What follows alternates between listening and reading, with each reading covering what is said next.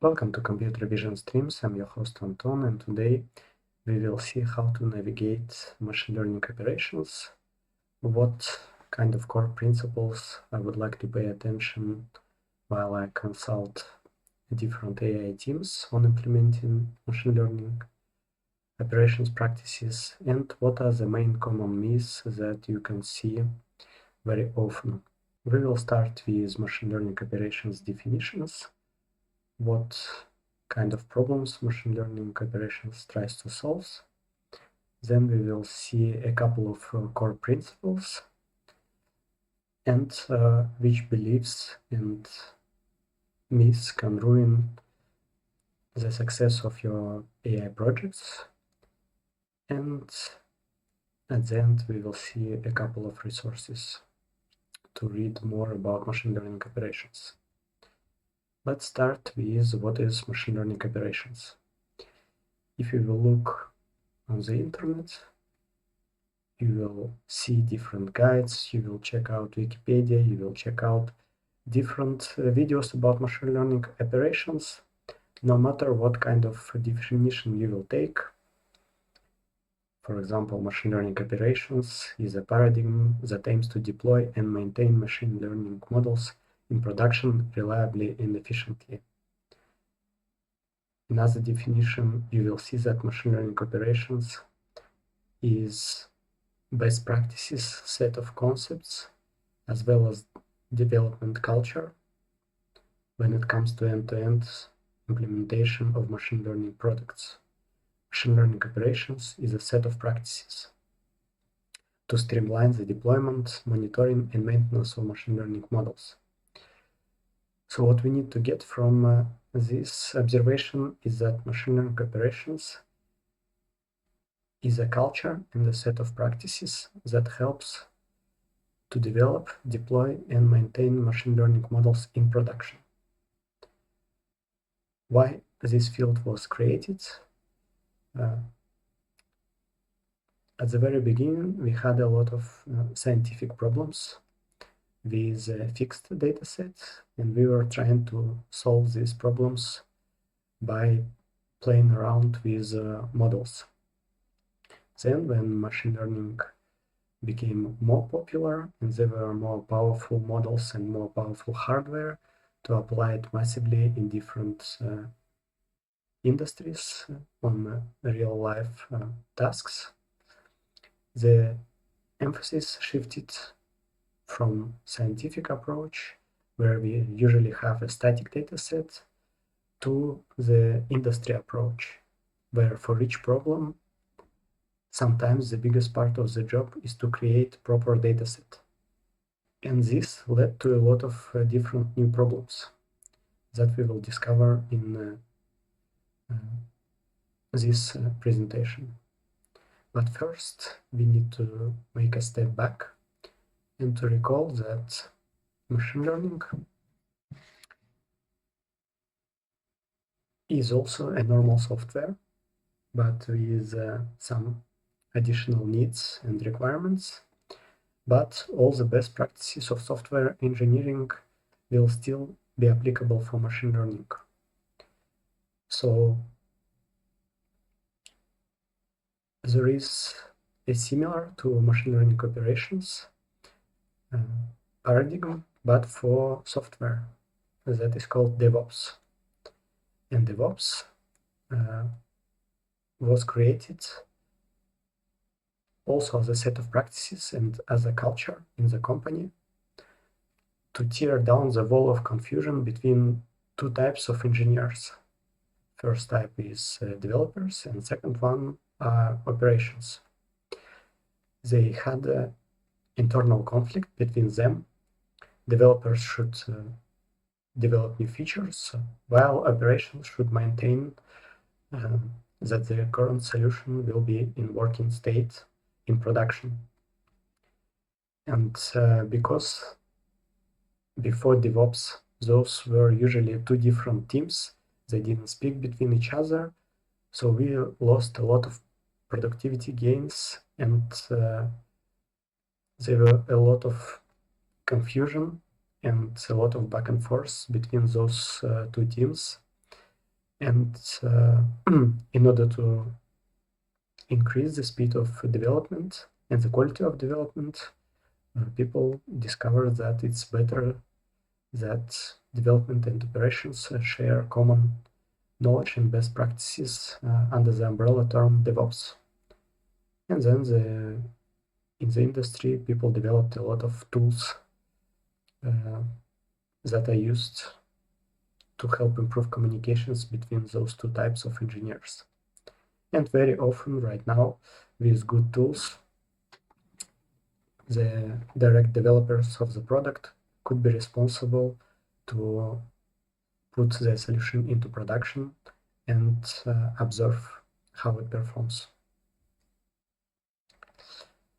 Second lesson from history as well, machine learning is still a software, so all principles of software engineering will apply, and I highly recommend the book Modern Software Engineering from David Farley that describes process of software engineering as two processes, learning and managing complexity. We need to continue learning when we write software, because we never fully know 100% what kind of problem exactly we are trying to solve. There might be a lot of changes in the environment. There might be a lot of changes in the requirements from user, from technical perspective. And we need to apply iterative approach with a proper feedback and make a lot of experiments to understand what kind of software we are building. In order to do it as fast as possible, we need to manage complexity of our solution. If our solution has a lot of legacy code base that is not too modular, that is very difficult to modify, when you modify it in some place, you will break some other pieces of code. It will be very difficult to experiment, so very difficult to learn, and very difficult to produce better software. All these concepts will hold true for machine learning projects, and we need to consider them when we try to streamline model development from conception to production. Let's return to machine learning operations. No matter what kind of article about machine learning you will be reading, you will see similar pictures where they mention that we have data.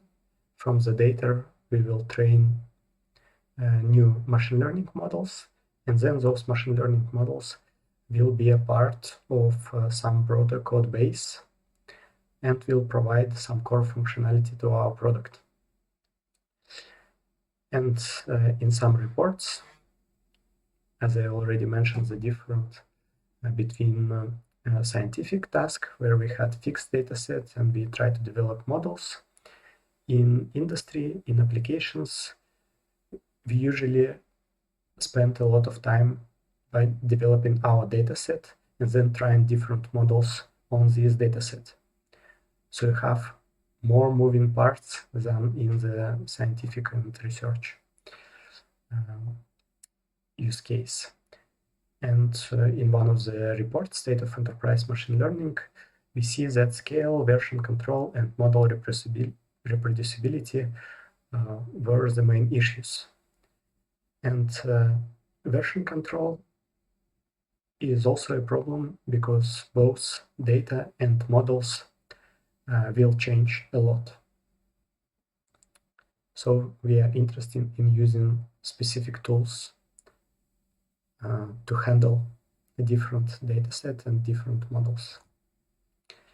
Machine learning operations covers huge scope, from data management, data gathering, data analysis, data transformation, to model training, development, model validation, model serving, monitoring, and also iterating through models. Additional services of machine learning operations could be model and data governance, ethical consideration of machine learning application, etc. Compliance with different laws about AI. And sometimes we will often, managers and team leaders in AI teams or CTOs in small startups and big companies, they will often ask what kind of tool will be helpful to treat all these different steps of machine learning operations. First, we need to consider how big the scope is. So every step of this machine learning operation scope could be the work for one machine learning engineer or for the whole department. For example, here, if we take a look at GPT-4 technical report, we will see that only data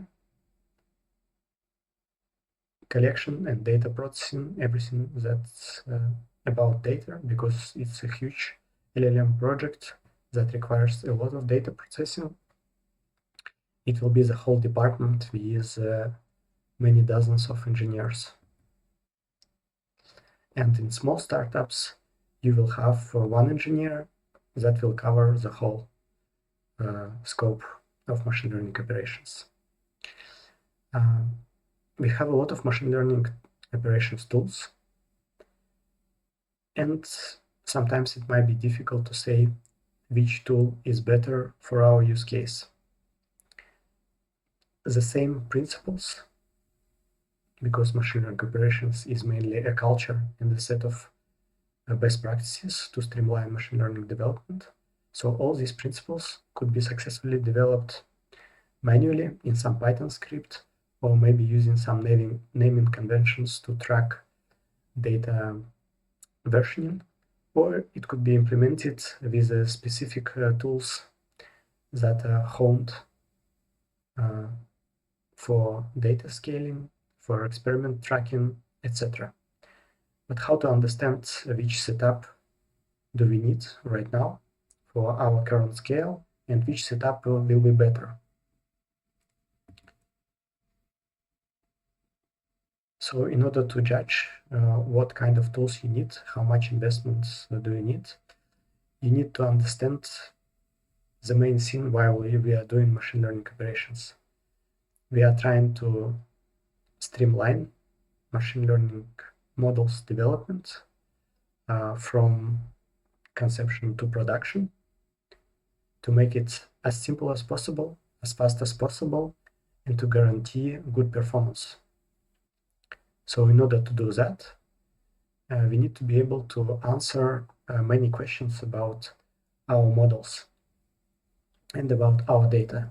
Here are a couple of examples of those questions. How many models do we have? How difficult is to reproduce a model? How difficult is to find all the necessary information about each model that we use? Do we have capabilities to improve model performance? Do we have necessary scripts, necessary environments, necessary data? Do we know how business metrics are correlated with optimization metrics? Sometimes when we train machine learning model, we optimize a very specific technical metric, but our clients and business and service level agreements with our clients will use another metric. So we will have to make sure how those metrics are correlated. How difficult is to deploy a model? When deployment of the model is very difficult, it's very difficult to iterate on this model. It's very difficult to collect new data, to collect a feedback of a deployed model. How many datasets we have? How easy it is to slice or combine datasets to perform different kind of experiments? What are the necessary tests and evaluation of a model to be sure that deploy will not regress or will not break things? And the choice of the tool should be guided by those specific questions. What I have seen in practice is that sometimes team managers or CTO of small startups, they will hear about MLOps, they will want to implement it, and they will just say to the engineers, okay, please use this tool or use that tool. But they will not ask or provide those important questions for the engineers, and engineers will not ask those questions, and so they will not use tools to help them to answer those questions. That might not be very optimal, and that will not help to streamline the process of model development. So one of the principles that we should consider is that machine learning development is an iterative process. It is an iterative process for both data part and model part. Why we should remember that, even if it seems like an obvious thing, but I have seen many projects that will consider that they will collect the dataset one time. They will make a big effort to collect the dataset, and then everything will be good. They will make a big effort to train some model, and then everything will be good. But you need to consider completely opposite approach and plan accordingly, that you will have to make more iterations. And faster is the iteration cycle is, the better performance, the more learning about the problem you will get. But in order to do faster iteration with machine learning models, we need also to consider how we test machine learning models. And testing machine learning models on a fixed scientific data set will be very different from testing machine learning models on real production data, from testing machine learning models in the deployment, on observing machine learning models' behavior in the deployment. So this part should be treated separately, and it will be a little bit more difficult than testing your classic software project, because it has more moving parts and a lot of aspects that are specific to data and to machine learning. Next, it will be very important to understand exactly what kind of model you have in production, what kind of model you serve to a specific client on a specific device, what kind of experiment you are doing right now. For that, it's important to have the traceability, lineage, and reproducibility capabilities. Here is an example of experiments where we track different kind of metadata in order to be able to reproduce those experiments. And sometimes it's useful to be able to trace what kind of transformations we perform on our data and what kind of iterations we are doing on our model. What are the version of the dataset, how we version model, how we version datasets. Those are the questions that should be answered. They could be answered by some text files that are stored with the datasets, with model artifacts, or they could be answered by specific tools such as weights and biases, or Databricks, DBT, etc. But the biggest impact you will be able to make by using tools when you know what kind of questions are important, and you will be able to implement the system that will answer faster to those important questions.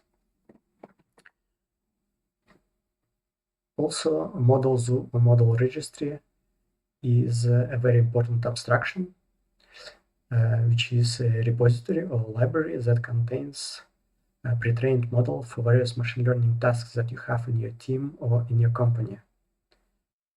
In this model registry, you will need to store some kind of description of your model. What is the task? What was the purpose? Data, metrics, maybe some benchmarks. What were the dataset used to train the model? Some training scripts, training environments. Interesting moment could be to prepare a couple of default training schedules that could help to create a process of faster retraining of the models. From a previous example of AI edge devices, we had a couple of computer vision models, and very often we had to fine-tune those computer vision models for specific instances of deployment. And we prepackaged a couple of training schedules that were called fast and slow. And we were able to collect the data and just apply those training schedules that were good enough. And we were able to solve 90% of the use cases with performance degradation. And then, if those default training schedules didn't work, we had to go and research what was the problem and maybe introduce some new modifications. But after a couple of iterations, this will be a very solid process that will help to streamline improvement of machine learning models. Also, all the inference scripts and deployment configuration for target runtime. Also, evaluation scripts or maybe benchmarks will be interesting to have in this model registry. Let's see what kind of beliefs and myths could ruin your project. So the first myth is also makes a reference to some DevOps practices. Sometimes I have seen that people will say, okay, we have MLOps engineer, that is a separate role from a machine learning engineer, from research scientist, from data engineer, and he manages everything. That might be a working solution, depending on how those engineers communicate between each other and how this MLOps engineer works and collaborate with other engineers. But sometimes this might hide a very important problem. Sometimes this might be a patch, a solution for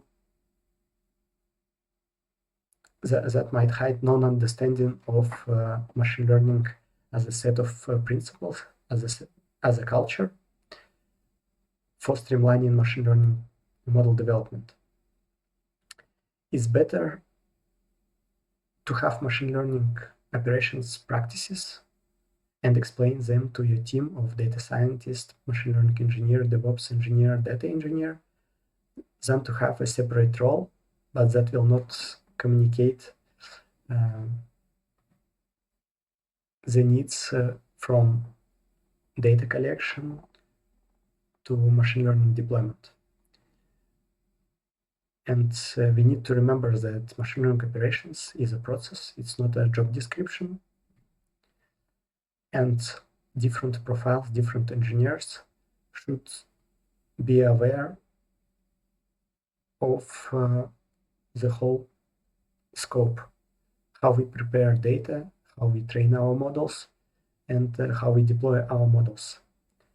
And that will be able to avoid different wall of confusions on many different steps, from data preparation to model training and to deployment.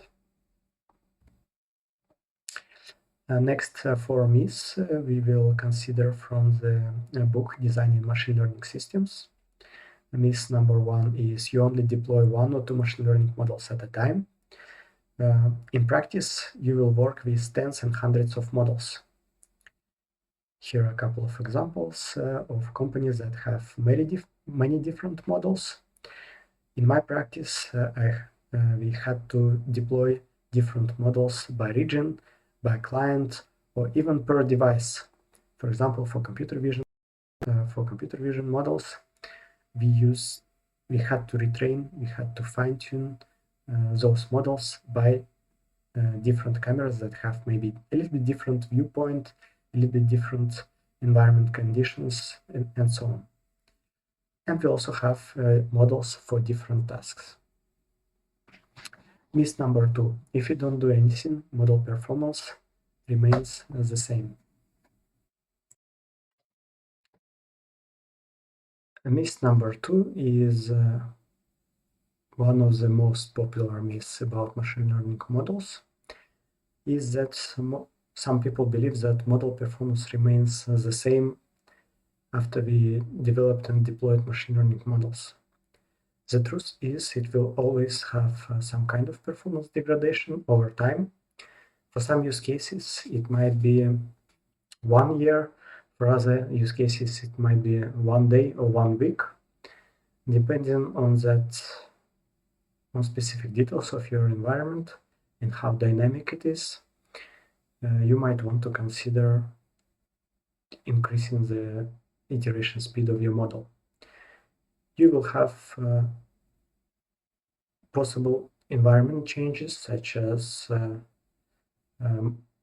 updates of software, the data quality degradations. For example, you might have a website and mobile application, and on websites you will have at some point more bots that will visit your site and will see recommendations. In comparison with a web application, your recommendation system might not work as well, might not produce the same metrics. This is example of data degradation due to environment change, due to different distributions of users. Machine learning systems have additional problems with data distribution shifts in production.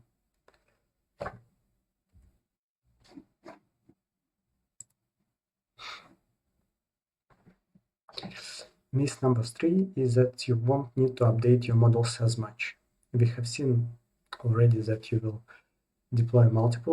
have to deploy multiple models.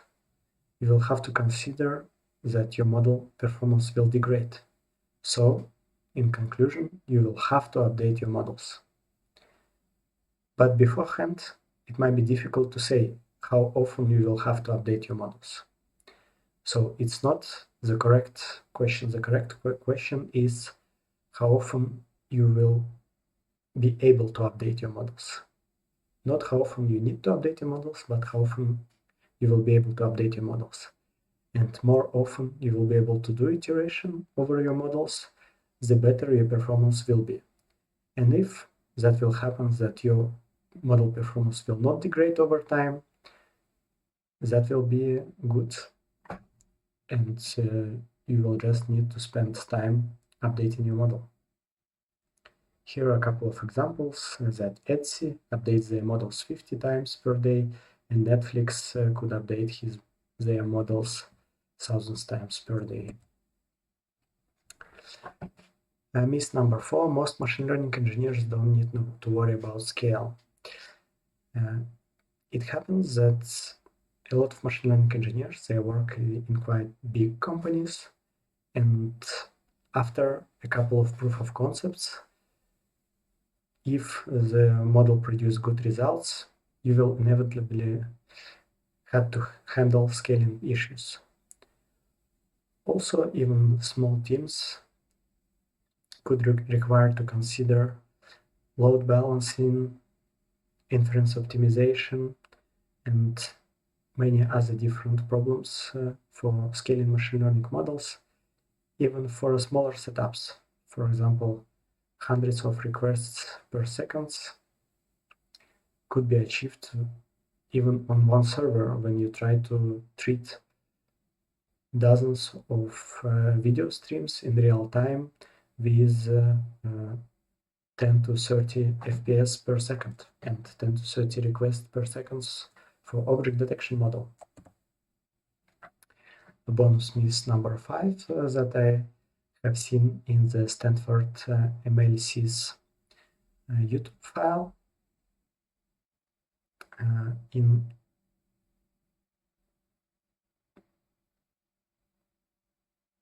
On this course, on Stanford MLC's course, there was an example of medical scans, and some of the clients, they were thinking that we will spend a lot of resources, we will create a good data set, and then we will be able to solve some kind of interesting problems over this data set. But it turns out that the creation of high-quality data set for a particular ML problem is not a one-time task, and it's better to think about it directly as a continuous data preparation, because you will have a lot of changes over time. The scanner deployed in new location will have different features. The scanner will receive software update. You will have to change maybe classification or semantic labeling ontologies multiple times, depending on the quality of the models and maybe other requirements. So data preparation as a model preparation should be continuous, and our goal as people who try to develop and implement machine learning operations practices is to make it as fast and as seamless as possible. So here is a list of a couple of interesting resources that you can find on machine learning operations that might give you a more structured approach and will cover all the different principles and aspects in more details.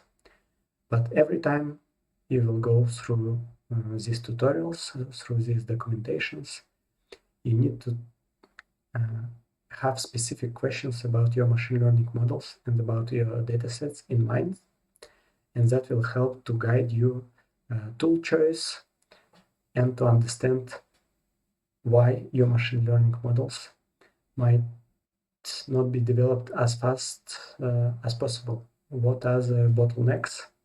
And that you will be able to discover by seeing that you are not able to answer some of the questions about your current machine learning models.